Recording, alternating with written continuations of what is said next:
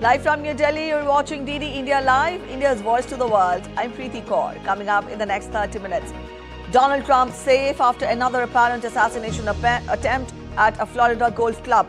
FBI takes suspect in custody. Trump retorts that nothing will slow him down and he will never surrender. President Biden says there is no place for political violence. Typhoon Bebinca makes landfall in Shanghai as a Category 1 storm, most powerful cyclone to hit megacity since 1949. All flights cancelled from cities to airports. Europe faces nature's fury. Storm Boris wreaks havoc across Romania, Czech Republic, Poland, while thousands evacuated. Germany and Austria brace for worst as threat of floods looms large. India's Prime Minister Narendra Modi inaugurates the 4th Global Reinvest Renewable Energy Investors Meet. Says India's solar revolution will be written in golden words. Will also flag off several Vande Bharat trains, including India's first Vande Metro from Bhuj to Ahmedabad. Netanyahu says Israel would inflict a heavy price on Yemen's Houthis after their missile reaches central Israel for the first time. No injuries reported.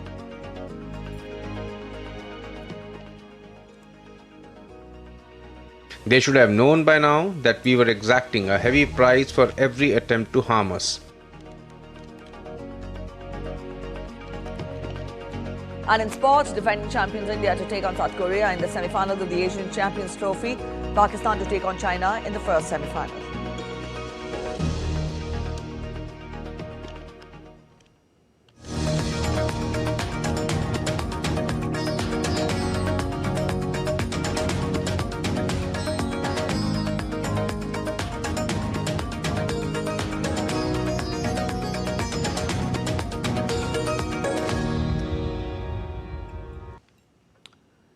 All right, as the U.S. presidential race heats up, a new assassination attempt was made on Republican candidate Donald Trump. Will this be a watershed moment in the elections? Our next report explains. Take a look at what happened. Within a span of 2 months, a second assassination attempt has been made on former U.S. President Donald Trump.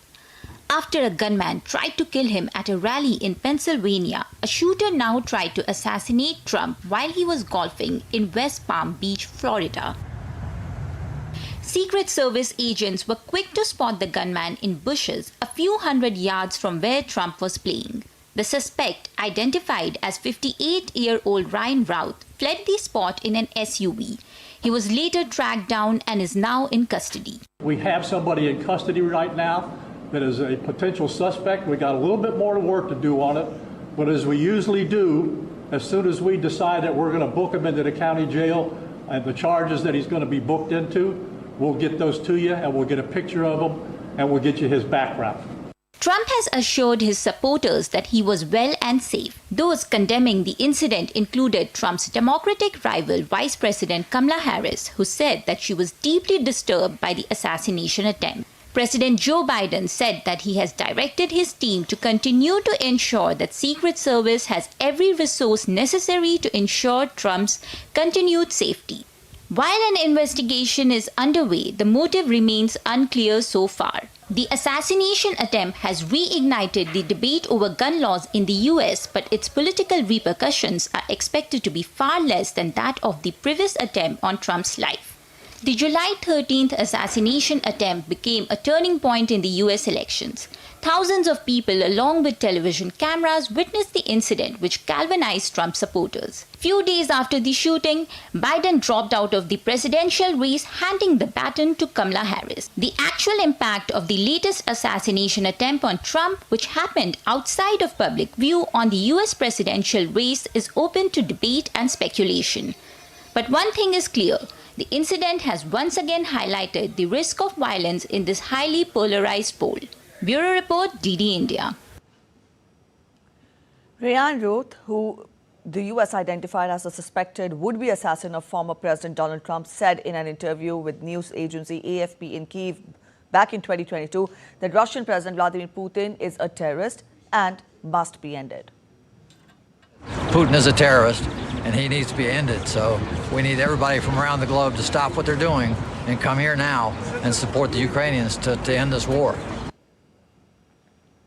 As former president and Republican candidate for the upcoming elections, Donald Trump witnessed another assassination attempt on his life. We take a look at assassination attempts on presidents and American leaders in the past. Up your screens, we'll have the details. U.S. President Theodore Roosevelt was shot in the chest in 1912 while campaigning for election in Milwaukee, but insisted on delivering his speech to the supporters before being taken to the hospital.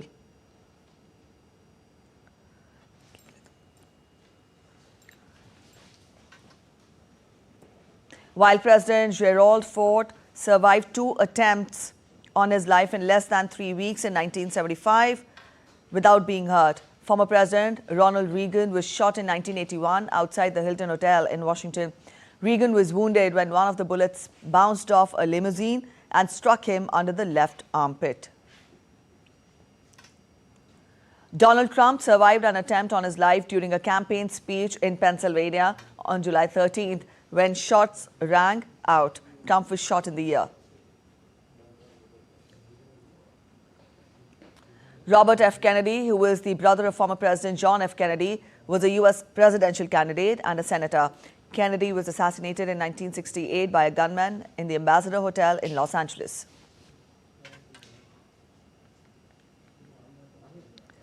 Alabama Governor George C. Wallace, who was a candidate for the Democratic presidential nomination, was shot in 1972 and became paralyzed down from the waist.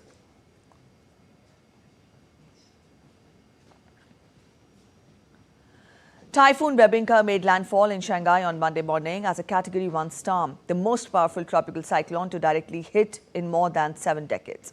A red alert is in place and some coastal residents have been evacuated, and the residents have been advised to avoid leaving their homes. All flights at Shanghai's 2 main airports are grounded and ferry services and some trains have been suspended.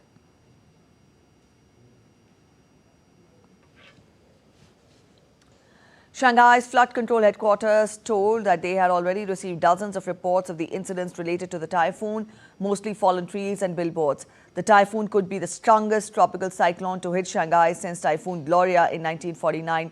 Another typhoon, Yagi, killed at least 4 people and injured 95 when it struck China's southern island of Hainan earlier this month.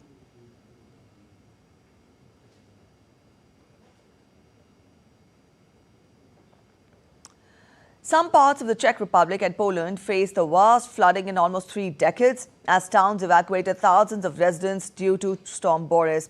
More rain and strong winds are forecast until at least Monday in Central Europe.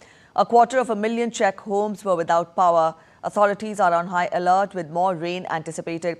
Meanwhile, the director of the Fire Rescue Service reported that over 20 fallen trees have been cleared within the past 24 hours.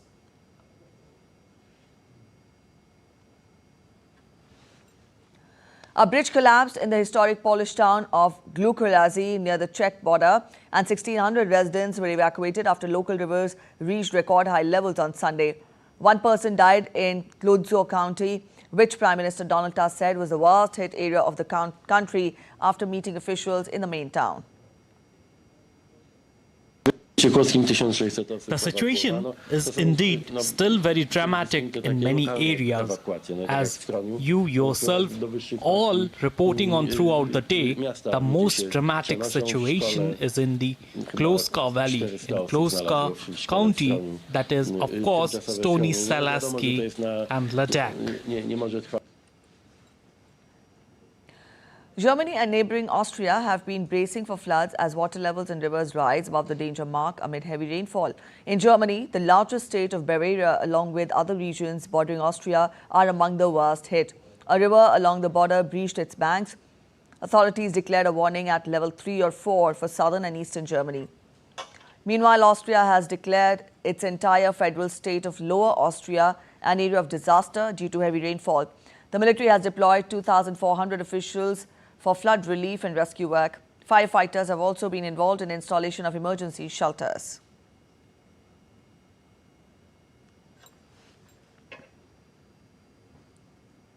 Devastating floods early last week caused walls of a prison in Nigeria's Maiduguri to collapse, allowing 281 prisoners to escape, prison officials said on Sunday. 7 of the escaped inmates have been recaptured in operations by security agencies. Umar Abu Bakr, spokesperson for the Nigeria Correctional Services, said in a statement. He also said that operations to recapture the remainder of the inmates are underway. The flooding began when a dam overflowed following heavy rains, killing at least 30 people, according to the country's emergency agency.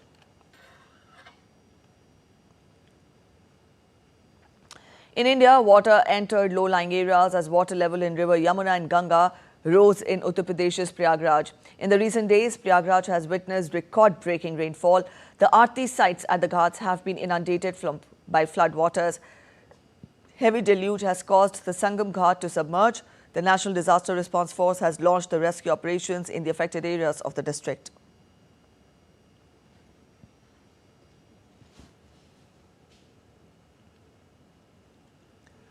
While the severe droughts in Brazil's Amazon rainforest are significantly impacting residents' lives, with low record water levels in the upper stretches of the Amazon River, severely restricting mobility.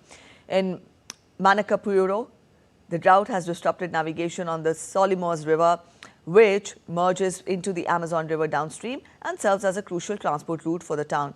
Boats stranded on the sandbanks are now a frequent sight, complicating the transport of local goods such as fish, bananas and cassava, and interfering with the delivery of essential supplies like food and water. Now, according to the National Center for Monitoring and Early Warning of Natural Disasters, the current drought is the most intense and widespread Brazil has ever experienced.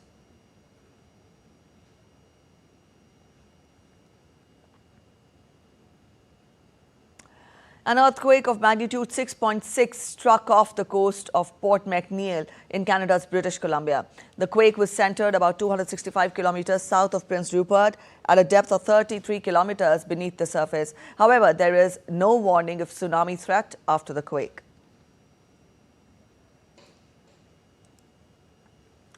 The conflict in the West Asia continues to assume wider proportions when a ballistic missile fired by terrorist group Houthi from Yemen reached Israel for the first time on Sunday. Houthi military said that the new hypersonic ballistic missile traveled 2,040 kilometers in just 11.5 minutes. The missile triggered air raid sirens in Tel Aviv and across central Israel, sending residents running for shelter. And Israeli military said the missile was hit by an interceptor and fragmented in the air rather than being completely destroyed. It also said that 40 projectiles were also fired towards Israel from Lebanon on Sunday and were either intercepted or landed in open areas. The Houthis have fired missiles and drones at Israel repeatedly in what they say is solidarity with the Palestinians since the Gaza conflict began with a Hamas attack on Israel in October.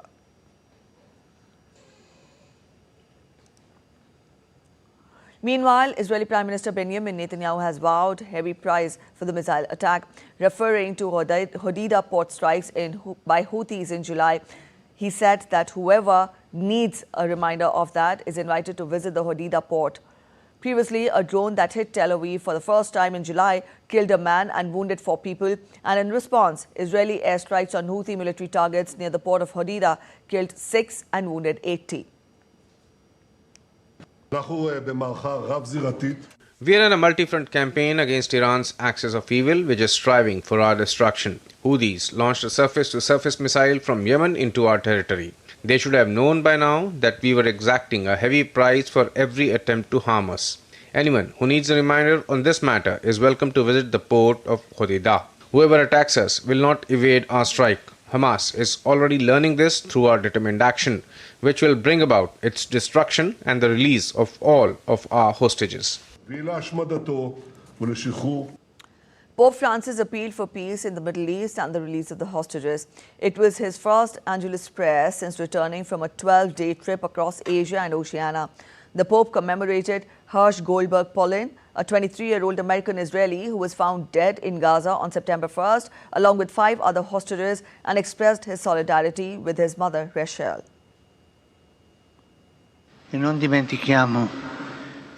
We must not forget the wars that bloody the world. I think of the martyred Ukraine of Myanmar. I think of the Middle East, so many innocent victims. I think of the mothers who have lost sons in wars. So many young lives cut short. I think of the Hirsch golden bird Pauline found dead on September 1st along with 5 other hostages in Gaza. In November last year, I met his mother Rachel, who impressed me with her humanity. I accompany her at this moment. I pray for the victims and continue to be close to all the families of the hostages. May the conflict in Palestine and Israel end. May the violence cease. May the hatred cease. May the hostages be released. May negotiations continue and may peace solutions be found. Rachel, que me ha colpido. Russia launched a drone attack overnight on Kyiv with air defense units engaged in repelling the strikes. Earlier in Kharkiv, Ukraine's second largest city, a Russian-guided bomb struck a multi-storied apartment building on Sunday, igniting a fierce fire, killing 1 person and leaving 42 injured, including 3 children. The devastating attack caused significant damage to the building, with smoke and flames pouring from shattered windows. Kharkiv's mayor confirmed the fire was eventually extinguished, though fears remain that residents may be trapped beneath the rubble. Located near the Russian border, Kharkiv is no stranger to these relentless assaults from bombs, missiles and drones, suffering near daily attacks. Ukrainian President Volodymyr Zelensky on Sunday once again urged Western allies to permit Kyiv to strike military targets deep inside Russia, especially air bases, after a deadly attack on Kharkiv. Zelensky, in his nightly video address, said that 3 other guided bombs had struck villages in Kharkiv region, where population centers have been a frequent target of Russian attacks near the Russian border. Zelensky called for rapid decision on the long-range strikes. He said appropriate decisions were expected in the first instance from the United States, France, Germany and Italy.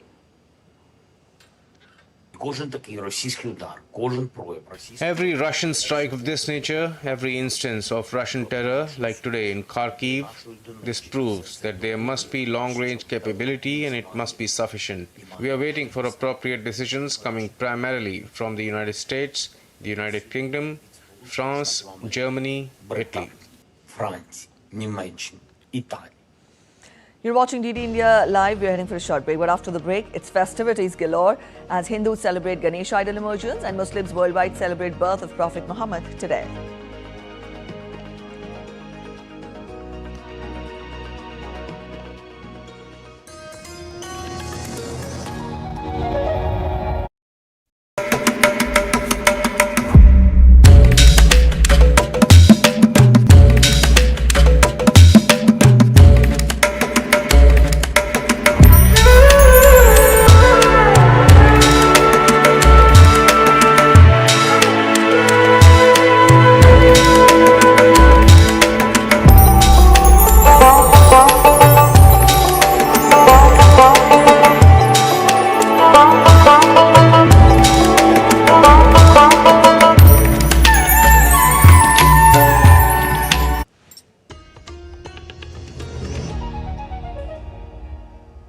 Welcome back after the break. You're watching DD India Live. India's Prime Minister inaugurated and addressed the 4th Global Renewable Energy Investment Meet 2024 in Gandhinagar.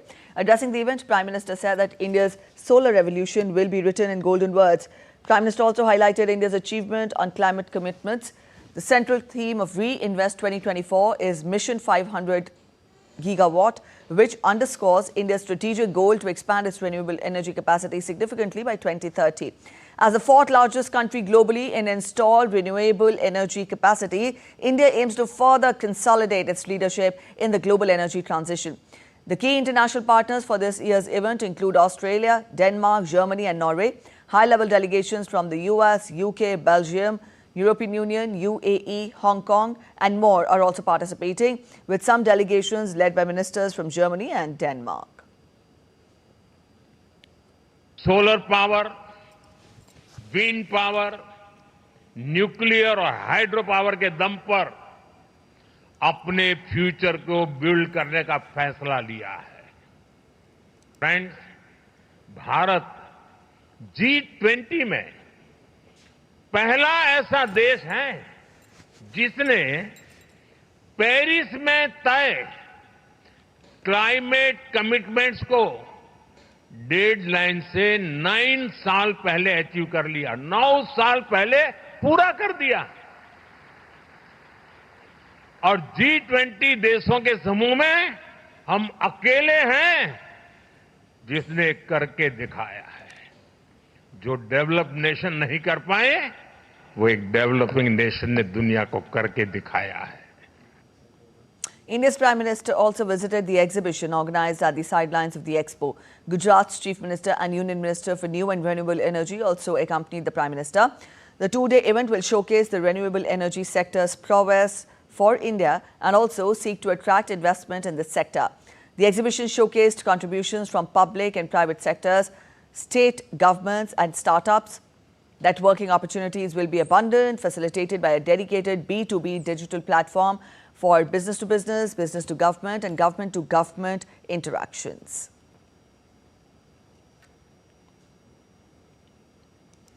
Besides this, Prime Minister will also flag off India's first Vande Metro from Bhuj to Ahmedabad and several Vande Bharat trains. The Vande Bharat trains will run from Nagpur to Secunderabad, Kolhapur to Pune, Agra Cant to Banaras, Durg to Visakhapatnam, Pune to Hubli and the first 20-coach Vande Bharat train from Varanasi to Delhi.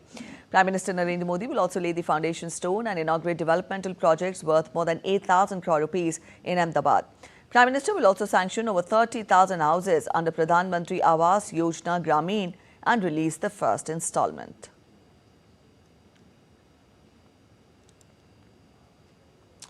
Campaigning is in full swing for the first phase of assembly elections in India's Jammu and Kashmir. 24 assembly constituencies will go to polls in this phase on 18th of this month. Top leaders of major political parties are making all-out efforts to woo the voters. The three-phase elections to the 90-member Jammu and Kashmir Assembly will be held on September 18th, September 25th and October 1st. The results will be declared on October 8th. And now we take a look at other stories making it to the headlines from across India. Devotees will bid a grand and emotional farewell to Lord Ganesha on Monday by immersing the idols of Lord Ganesha across India.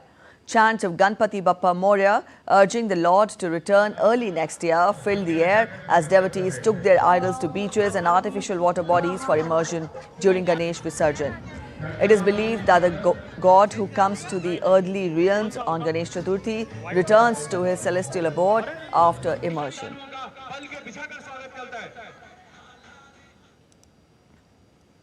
The world celebrates Eid Milad, the birth of Holy Prophet Muhammad. Muslims across the globe observe this occasion with immense happiness. Mecca, a city in Saudi Arabia, is the birthplace of Prophet Muhammad. Eid Milad is a significant celebration for Muslims dedicated to honoring the birth of Prophet Muhammad.